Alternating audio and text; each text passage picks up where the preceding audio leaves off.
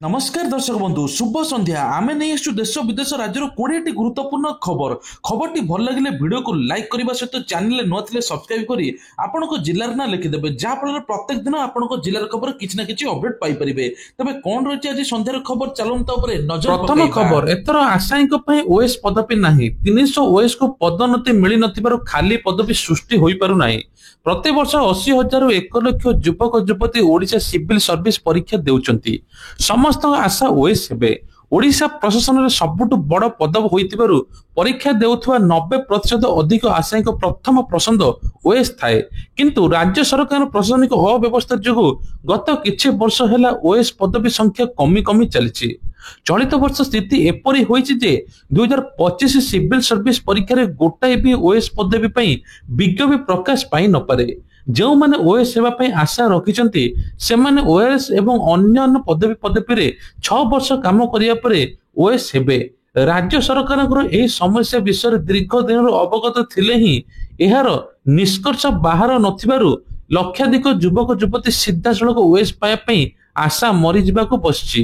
परवर्ती खबर नुआपड़ा कांग्रेस स्थिति बहुत भल रही विशेषकर नुआपड़ा निर्वाचन एबे जोरसोर चली पूरा समस्त प्रयास एबे एथर त्रिकोणिया लड़ाई हेब नहीं कांग्रेस हाथ को यही आसन जीव एभली दृढ़ोक्ति प्रकाश करिसेंती ओडिशा प्रदेश कांग्रेस कमिटी सभापति भक्त दास।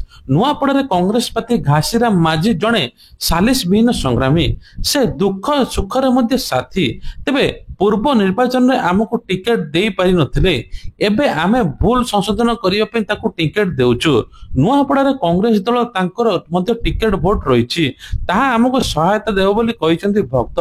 नुआपड़ा वर्तमान जो राजनीतिक माहौल रहिछि जणा पडुछि बीजेपी एवं बीजेडी कर्मकर्ता भोट ही बीजेपी प्रार्थी को पराजित कराइबो बीजेडी भोट आम पाखु आसीबो सेमाने हार मानि सारिलेनी सेठारे त्रिकोणीय लड़ाई हेबो नाही।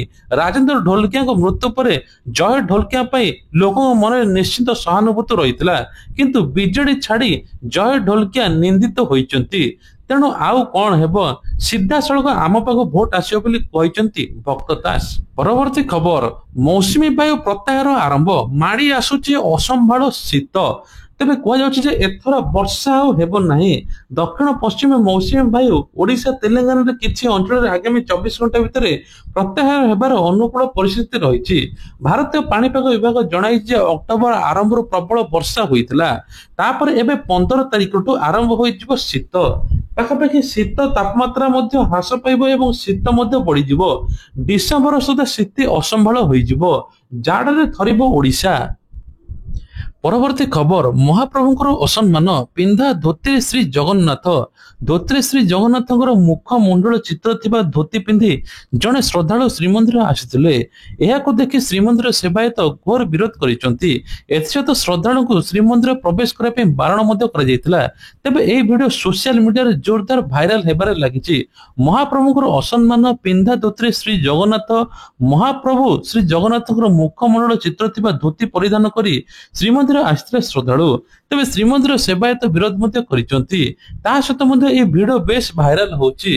परवर्ती खबर जातीय पुरस्कार प्राप्त शिक्षक को मरणात्मक आक्रमण भुवनेश्वर रेल स्टेशन निकट में सोमवार दिन किसी दुर्बृत्तों आक्रमण जातीय पुरस्कार प्राप्त शिक्षक गुरुतर होइचंती तेबे शिक्षक जनक रायगड़ा जिलार दीप्ति चंद्र साहू बोली कहुछि जहां राष्ट्रपति द्रौपदी मुर्मू शिक्षक पुरस्कार सम्मानित करथिले तेबे कहुछि से किछि सरकारी काम पे भुवनेश्वर आस्थिले हठात रेल स्टेशन निकट में चलुवा समय किछि दुर्बृत्त तांको काठ पटारे आक्रमण करथिले तुरंत तांको हॉस्पिटल को निया जायतिला तांको मोबाइल छड़ाई निया जायतिले एबे एभली काहे करचंदी से ने कि मध्य तदंत चली। परवर्ती खबर एक चांचल्य खबर स्त्री मृत्यु पर 2 छुआ को जंगल रे छाड़ी देला बापा तेबे एभली घटना घटछि मयूरभंज रे तेबे कह जाउछि जे स्त्री मृत्यु पर बाप होई गला पर द्वितीय स्त्री पे छोट छोट पुओ झील को करदेला मध्य पर एभली घटना समस्त आश्चर्य करिछि। द्वितीय स्त्री ग्रहण पर प्रथम स्त्री नाबालक संतान निछाटिया जंगल छाड़ी देछि बापा घटना जेतिक दुखदायक ताठर अधिक लज्जाजनक एभली दुखद घटना देखिबाक मिलिछि मयूरभंज जिल्लार मोरडा ब्लॉक रे तेबे कह जाउछि जे आज पूर्वाह्न 10टारे ग्रामर शिव महंत एवं मंगली महांत ग्रामवासी निकटस्थ पत्र तोलिबाकू जाइतिले तेबे 12टा समय दिन 12टा समय ଘରକୁ ଫେରି ଯାଇଥିବା ବେଳେ ଦେଖିଲେ ସୁବର୍ଣ୍ଣରେଖା କେନାଲ ଉପରେ 3 ବର୍ଷର ପୁଅ 2.5 ବର୍ଷର ଝିଅ ଛୁଆ ବସିଥିବାର ଦେଖିଥିଲେ। କିଛି ସମୟ ପରେ ଉକ୍ତ ଦୁଇ ଛୁଆକୁ ପାଣି ପିଇ କେନାଲରୁ ଓହ୍ଲାଇବା ପାଇଁ କହିଥିଲେ। ଏହା ଦେଖି ଗୋବିନ୍ଦ କେନାଲକୁ ମଧ୍ୟ ଦୁଇ ଛୁଆକୁ ଉଦ୍ଧାର କରି ନିଜ ଘରକୁ ଆଣିଥିଲେ। ସବୁ ପଚରାପଚରି କରିବାରୁ ଛୁଆ 2 ଜଣ ଏଭଳି ମଧ୍ୟ କହିଛନ୍ତି। ତେବେ କୁହାଯାଉଛି ଯେ ବାପ ଜଣକୁ ଏବେ ତୁରନ୍ତ ଗିରଫ କରିବା ପାଇଁ ଗ୍ରାମବାସୀ କହିଛନ୍ତି। ନିଜ ସ୍ତ୍ରୀ ପଳେଇଲା ବୋଲି ନିଜ ଛୁଆକୁ ଜଙ୍ଗଲରେ ଛାଡି ବିରାଟ ବଡ ଅପରାଧ କରିଛି। ପରବର୍ତ୍ତୀ ଖବର, ସରକାରୀ କୋଠା ବାହାରେ ଲାଗିବ ସିସିଟିଭି। ଏନେକି ସୂଚନା ଜାରି କଲା ବାଣିଜ୍ୟ ପରିବହନ ବିଭାଗ। ରାଜ୍ୟରେ ସରକାରୀ କୋଠାରେ ଏଥର ଲାଗିବ ସିସିଟିଭି। ଅତି କମରେ 500 ମିଟର ଯାଏଁ କଭରେଜ ହେବ। କମାଣ୍ଡ ଆଣ୍ଡ କଣ୍ଟ୍ରୋଲ ରୁମ ସହିତ ସିସିଟିଭି ଯୋଡାଯିବ। ଏନେଇ ଆସନ୍ତା 17 ତାରିଖର ବସିବ ବଡ ବୈଠକ। ସୂଚନା ଦେଇଛନ୍ତି ବାଣିଜ୍ୟ ଓ ପରିବହନ ବିଭାଗ। ପରବର୍ତ୍ତୀ ଖବର, ଲାଲୁଙ୍କ ଦୁର୍ନୀତି ଏବେ ବିଶେଷ କରି ସମସ୍ତଙ୍କୁ ଆଶ୍ଚର୍ଯ୍ୟ କରିଛି। ବିହାର ବିଧାନସଭା ନିର୍ବାଚନ ପୂର୍ବରୁ ଲାଲୁଙ୍କ ପରିବାର ସମସ୍ୟା ବଢିବାରେ ଲାଗିଛି।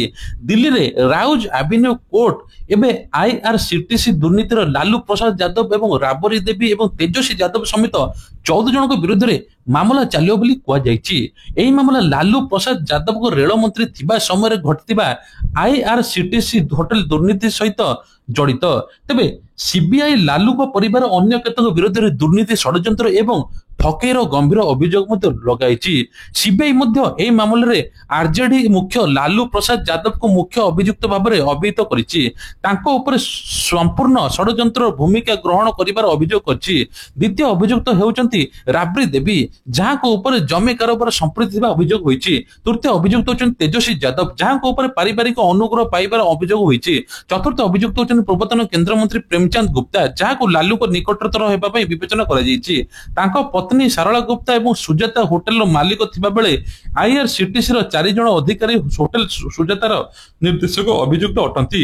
ଆଜି କୋର୍ଟ ଲାଲୁ ଯାଦବ ସମେତ 14 ଜଣ ବିରୋଧରେ ମଧ୍ୟ ଅଭିଯୋଗ ଫ୍ରେମ କରିଛନ୍ତି। ପରବର୍ତ୍ତୀ ଖବର ହଉଛି, ଛାତ୍ରଛାତ୍ରୀଙ୍କ ପାଇଁ ଆସିଲା ଖୁସି ଖବର, ବଢିଲା ମୁଖ୍ୟମନ୍ତ୍ରୀ ମେଧାବୀ ଛାତ୍ର ପ୍ରୋତ୍ସାହନ ଯୋଜନା ଅବଧି। ମୁଖ୍ୟମନ୍ତ୍ରୀ ମେଧାବୀ ଛାତ୍ର ଏବଂ ପ୍ରୋତ୍ସାହନ ଯୋଜନା ଆବେଦନ ଅବଧି ବଢିଛି। ଇ ମେଧାବୃତ୍ତି ଏବଂ ବ୍ୟାସକବି ଫକୀର ମୋହନ ଭାଷାବୃତ୍ତି ଆବେଦନ ଅବଧି ବୃଦ୍ଧି ପଡିଛି। ଅନ୍ୟପକ୍ଷେ ଗୋପବନ୍ଧୁ ଶିକ୍ଷା ସହାୟତା ଯୋଜନା ଅବଧି ବୃଦ୍ଧି କରାଯାଇଛି। ଏସବୁ ଆବେଦନ ଅବଧି ଅକ୍ଟୋବର 24 ତାରିଖକୁ ଉଚ୍ଚଶିକ୍ଷା ବିଭାଗ ଦ୍ୱାରା ବୃଦ୍ଧି କରାଯାଇଛି। ସୁଭଦ୍ରା ଟଙ୍କାକୁ ନେଇକି ବଡ ଅପଡେଟ, ଏଣିକି 60 ବର୍ଷର ଉର୍ଦ୍ଧ୍ୱ ହିତାଧିକାରୀଙ୍କ ନାଁ ମଧ୍ୟ କଟିଗଲା। ତେବେ ସେମାନେ ଭତ୍ତା ଟଙ୍କା ଆବେଦନ କରିବେ। ଏନେକି କୁହାଯାଉଛି ମୁଖ୍ୟମନ୍ତ୍ରୀ ଏବଂ ଉପମୁଖ୍ୟମନ୍ତ୍ରୀ ପ୍ରଭାତୀ ପରିଡା କହିଛନ୍ତି ଯେଉଁମାନଙ୍କୁ 60 ବର୍ଷ ହୋଇଛି ସେମାନେ ପ୍ରତି ମାସରେ ଭତ୍ତା ଟଙ୍କା ପାଇବେ। ଏପଟେ କିଛି ଅଯୋଗ୍ୟ ହିତାଧିକାରୀଙ୍କ ନାଁ ମଧ୍ୟ କଟିଛି। ସୁଭଦ୍ରାର ଚତୁର୍ଥ କିସ୍ତି ମଧ୍ୟ ଆସିବା ପାଇଁ ଯାଉଛି। ପରବର୍ତ୍ତୀ ଖବର, ଶ୍ରୀମନ୍ଦିରକୁ ରେଡ୍ ଜୋନ୍ ଘୋଷଣା। ଶ୍ରୀମନ୍ଦିର ସୁରକ୍ଷାକୁ ଆହୁରି ମଜବୁତ କରିବା ପାଇଁ ନୂଆ ପଦକ୍ଷେପ ନିଆଯାଇଛି। ରେଡ୍ ଜୋନ୍ ଅବଧି 3 ବର୍ଷ ବା 2028 ସେପ୍ଟେମ୍ବର 25 ଯାଏଁ ବୈଧତା ରହିଛି। ପୂର୍ବରୁ ଶ୍ରୀମନ୍ଦିର ଉପରକୁ ମଧ୍ୟ ଫ୍ଲାଇଂ ଜୋନ୍ ଘୋଷଣା କରାଯାଇଥିଲା, ନୋ ଫ୍ଲାଇଂ ଜୋନ୍ ଘୋଷଣା କରାଯାଇଥିଲା। ପରବର୍ତ୍ତୀ ଖବର, ଗାଡି ଚାଳକଙ୍କ ପାଇଁ ଖୁସି ଖବର, ବକେୟ ଟ୍ରାଫିକ ଚାଲାଣ ଅଧା ଛାଡ କଲେ ସରକାର। ଏବେ ଦେବେ ଏତିକି ଟଙ୍କା। ବକେୟ ଜରିମାନା ଇ ଚାଲାଣ ଆଦାୟ ପାଇଁ ପରିବହନ ବିଭାଗର ମାଷ୍ଟର ପ୍ଲାନ। ପୂର୍ବରୁ କ୍ୟାବିନେଟ ଅନୁମୋଦନ ମଧ୍ୟ OTS ବା ୱାନ୍ ଟାଇମ୍ ସେଟଲମେଣ୍ଟ ଯୋଜନା ପରିବହନ ବିଭାଗ ନିର୍ଦ୍ଦେଶନାମା ଜାରି କରିଛି। ଆସନ୍ତା 6 ମାସ ପାଇଁ ଲାଗୁ ହେବ OTS। ଏହା ଦ୍ୱାରା ବହୁ ଇ ଚାଲାଣ ଉପରେ ଅଧା ଜରିମାନା ଛାଡ କରାଯାଇଛି। ଏପରିକି ସର୍ବାଧିକ ଜରିମାନା ଦେୟ 5,000 ଟଙ୍କା ସୀମିତ ରଖାଯାଇଛି ବୋଲି ବିଭାଗ ପକ୍ଷରୁ ମଧ୍ୟ କୁହାଯାଇଛି। ପରବର୍ତ୍ତୀ ଖବର, ଭାରତ ପାକ୍ ବିବାଦ ବନ୍ଦ କରିବା ଶ୍ରେୟ ପୁଣି ନେଲେ ଟ୍ରମ୍ପ। ଆମେରିକା ରାଷ୍ଟ୍ରପତି ଡୋନାଲ୍ଡ ଟ୍ରମ୍ପ ଶୁଳ୍କ ସମ୍ପର୍କରେ ଏକ ପ୍ରମୁଖ ବୟାନ ଦେଇଛନ୍ତି।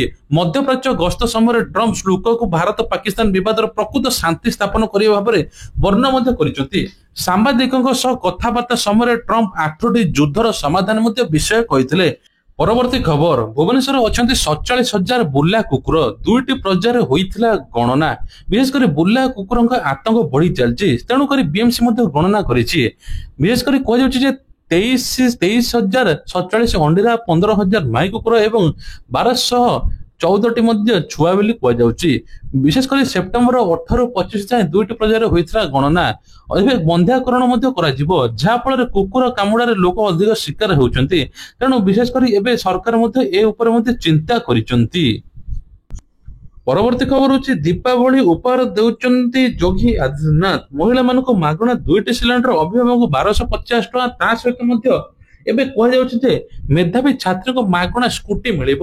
ଯେଉଁମାନେ ଆର୍ଥିକ ସ୍ୱଚ୍ଛଳ ନାହାନ୍ତି, ତାଙ୍କର ଇନକମ ବୋଲି କିଛି ନଥାଏ ଏବଂ ଘରଠୁ କଲେଜ ଦୂର ଥାଏ, ମେଧାବୀ ଛାତ୍ରୀ ହୋଇଥାଏ, ତାଙ୍କୁ ମାଗଣା ସ୍କୁଟି ଦିଆଯିବ। ଏପଟେ ଅଭିଭାବକ ପ୍ୟାଣ୍ଟ ସାର୍ଟ ଜୋତା ଏବଂ ଟୋପି ପିଲାମାନଙ୍କର ପାଠ ପଢା ଖର୍ଚ୍ଚ ଦେବେ ଅଭିଭାବକଙ୍କୁ 1250 ଟଙ୍କା। ଆଉ ମହିଳା ମାନଙ୍କୁ ମଧ୍ୟ ମାଗଣା 2ଟି ସିଲିଣ୍ଡର ମିଳିବ କେବଳ ଦୀପାବଳିରେ। ଏ ନେଇକି ଯୋଗୀ ଆଦିତ୍ୟନାଥ ବଡ ଘୋଷଣା ମଧ୍ୟ କରିଛନ୍ତି। ତା ସହିତ ମଧ୍ୟ ଆଉ ଗୋଟେ ବଡ ଘୋଷଣା ହୋଇଛି ଏବଂ ପିଏମ କିଷାନ ଟଙ୍କାକୁ ନେଇକି ବଡ ଅପଡେଟ। ତେବେ ପିଏମ କିଷାନ 21ତମ କିସ୍ତି ମିଳିବା ପାଇଁ ଯାଉଛି। ଯୋଉମାନେ 20ତମ କିସ୍ତି ପାଇନାହାନ୍ତି ସେମାନେ ଅପେକ୍ଷା କରନ୍ତୁ, ଇକେୱାଇସି କରିଦିଅନ୍ତୁ, ଯାହାଫଳରେ 20, 21 2ଟି କିସ୍ତି ମଧ୍ୟ ଆପଣଙ୍କୁ ମିଳିଯିବ। ତେଣୁ ଏ ନେଇକି ବଡ ଘୋଷଣା କରିଛନ୍ତି। ଯୋଉମାନେ ଚାଷୀ ମାନେ ଏପର୍ଯ୍ୟନ୍ତ ଚାଷୀ ପୋର୍ଟାଲରେ ମଧ୍ୟ ଆପଣ ମାନେ ଚେକ୍ କରିପାରିବେ। ତା ସହିତ ମଧ୍ୟ କୁହାଯାଉଛି ଯେ ସରକାର ବର୍ଷକୁ ମଧ୍ୟ 6,000 ଟଙ୍କା ଦଉଛନ୍ତି ଏବଂ ପ୍ରତି 4 ମାସ ଥରେ 2,000 ଟଙ୍କା ଚାଷୀ ପାଉଛନ୍ତି। ଏବେ କିଛି ଚାଷୀ ମଧ୍ୟ କିଷାନ କ୍ରେଡିଟ କାର୍ଡରେ 5 ଲକ୍ଷ ଟଙ୍କା ପର୍ଯ୍ୟନ୍ତ ମଧ୍ୟ ଋଣ ମିଳୁଛି। ତେବେ କିଷାନ କ୍ରେଡିଟ କାର୍ଡରେ 5 ଲକ୍ଷ ଟଙ୍କା ମିଳିବ, ସେ ପୁଣି ବି ବିନା ମର୍ଗେଜରେ। ସରକାର ଚାଷୀ ମାନଙ୍କ ପାଇଁ ବିଭିନ୍ନ ପ୍ରକାର ଯୋଜନା କରୁଛନ୍ତି।